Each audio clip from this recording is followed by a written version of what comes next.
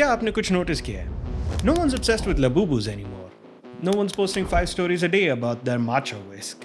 But just 3 months ago, every person on your feed was acting like these things were life essentials. People spend more than 2,000 rupees on one of these dolls. They were spending 500 rupees every single day on matcha. लोग 7,000 दे के Stanley cups ले रहे थे just to drink water. Today, we aren't just shopping. We are participants in an engineered psychological experiment called the dopamine economics, which triggers our brain to buy things which we don't need. To decode this, we need to talk about dopamine. Most people think dopamine is the pleasure chemical, like you eat a burger and you feel happy and that's dopamine, but that's not completely true. Just think about the last limited edition drop. Your thumb hovering over the screen, feeling like you must have this. But here's the biological trap. Dopamine peaks in the exact second you hit the confirm order button. The high is in the buying, not in the owning. Dopamine isn't the joy of the catch.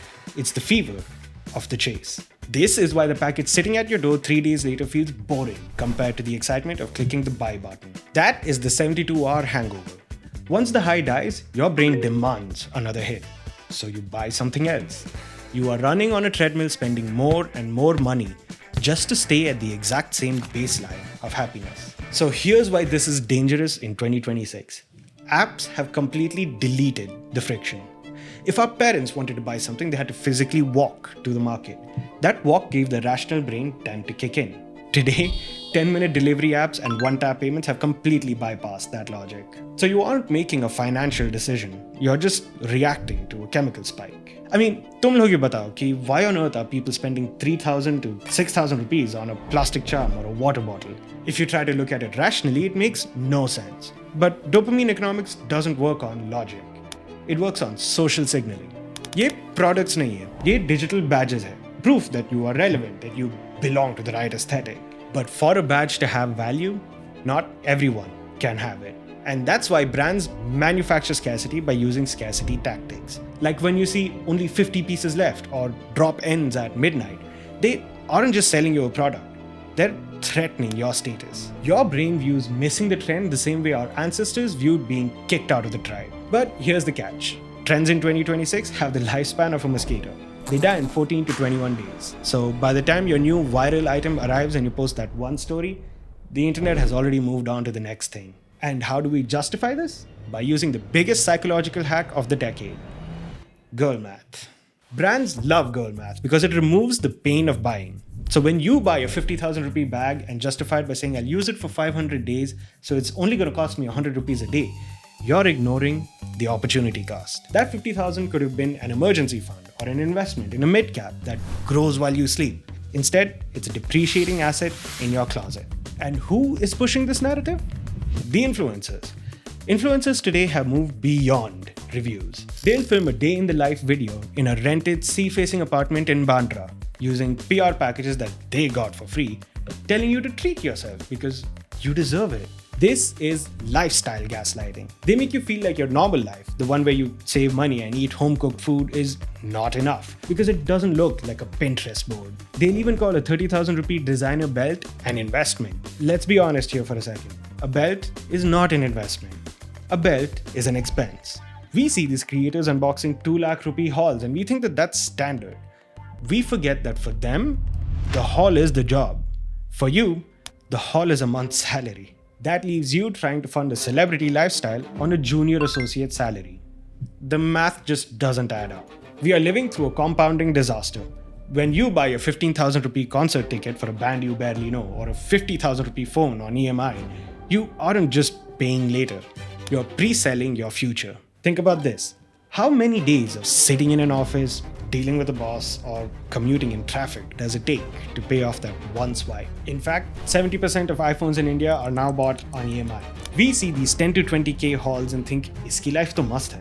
But for them, that haul is marketing collateral. For you, it's a liability that just sits in your closet. And the data proves that we are losing the plot. Bain & Company recently reported that over 2/3 of all quick commerce orders are now purely impulse driven. It's not about needing bread, it's about needing a hit of dopamine. This isn't just about a few bad choices.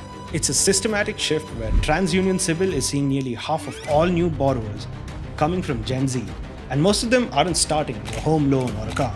They're starting their financial lives with an unsecured personal loan to fund trips or phones or their lifestyle. Now, here's the math they don't want you to do. If an average 22-year-old today took just 5,000 rupees a month and stopped spending it on viral trash, then by the time they hit 40, they could have nearly 50 lakhs. But let me be clear, I'm not here to serve you more generic finance slop. I'm not telling you to stop going to cafes and survive on tap water, or to lock every single rupee into a mutual fund just so you can be rich when your knees stop working.